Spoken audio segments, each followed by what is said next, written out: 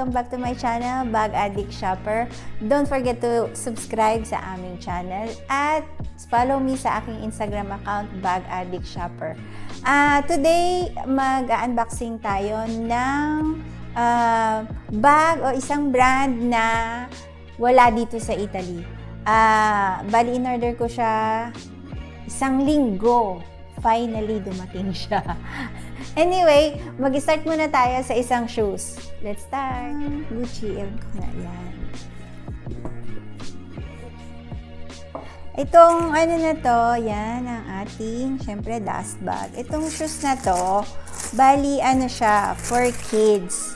Kaya lang, malaki yung sizing nila hanggang 38. So, pwede tayong bumili ng pang-adult. Ayan. Ang Gucci Ace. Ang kaibahan lang nito sa pang-adult, yung sintas. Ito yung strap siya. Pero ito ay hanggang 38 yung size niya. Kaya maraming bumibili ng ganitong style ng shoes. Meron din siya yung Supreme naman, yung lahat may GG. Tsaka meron din itong all black naman siya.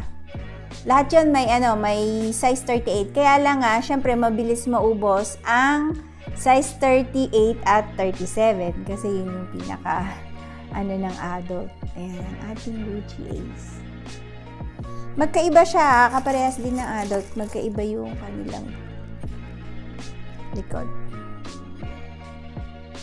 Diba?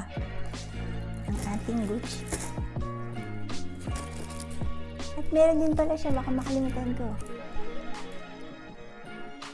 Meron siyang GG sa likod.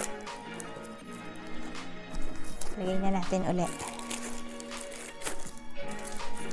Ngayon naman, mag-unbox naman tayo sa ating wallet on chain. Ang Yves Saint Laurent. Tinanggal ko na yung ribbon. Kasi may ribbon siya. Ayan. Chypria. Bali, siya, yung grain, ang kanyang leather. Buksan natin. Tanggalin natin ang mga nasa loob. At ito ay may chain siya. Ayan. Hindi na natin tanggalin yung chain. Kasi wallet on chain siya, bale. So, meron siyang kung makikita nyo, marami siyang mga lalagyanan ng cards. Ay. Dito. Ayun. May lalagyanan siya ng cards at sa gitna, meron din siyang zip. Para kung gusto nyo, dito nyo ilagay yung inyong money. At syempre, yung mga lalagyanan ng mga cards dito. Bari, meron siyang 1, 2, 3, 4 na compartment. Bali, dalawa yung size niya. Bali, itong size na to ay yung medium. Meron pang mas maliit. Syempre, yung small. Ayan, dalawa yung kanyang Tapos, ito ay gold hardware. Meron din isang silver hardware. Kaparehas ng ibang color din. Merong silver at meron ding gold. Yan ang ating wallet on chain. Medium size. Ayan. Tabi na natin. Ngayon, punta naman tayo dun sa aking in-order online na kasi wala siyang mahahanap na store dito sa country. Buksan natin yung buong box. Kasi dumating siyang nakaganito sa akin. Pakita ko sa inyo. Diba? Ang ganda ng box niya.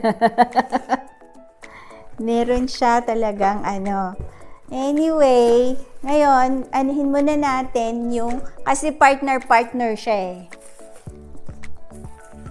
dalawang. Buksan natin.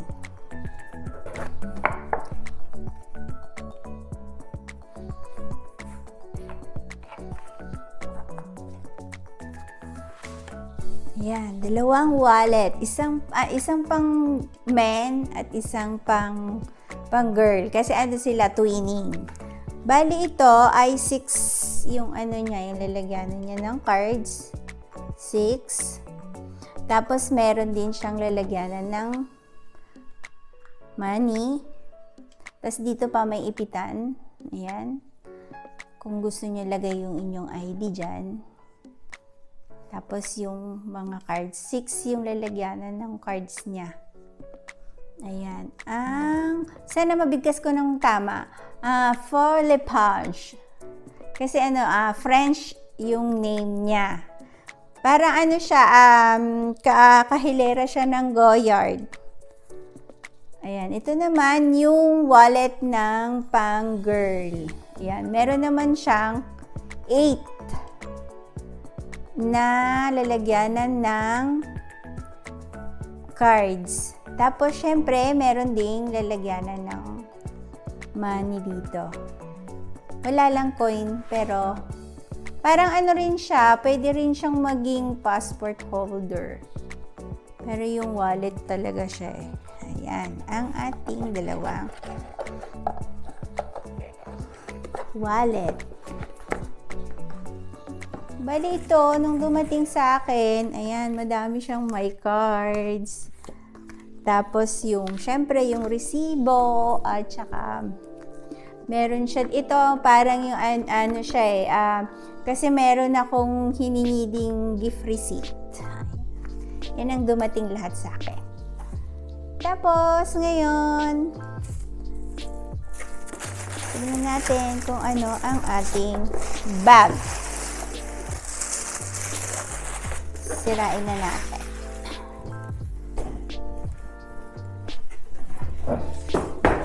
Okay. Nakaharang siya.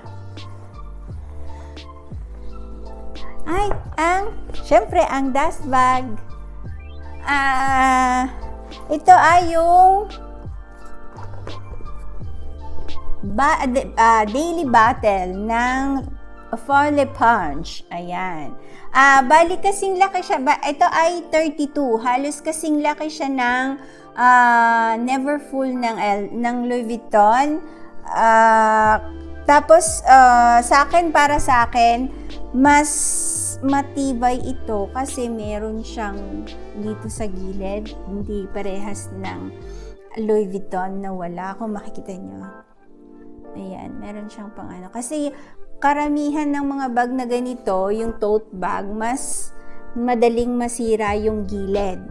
Tapos, itong ano niya, handle niya, ayan, kung makikita nyo, meron siyang mga mga dots pa.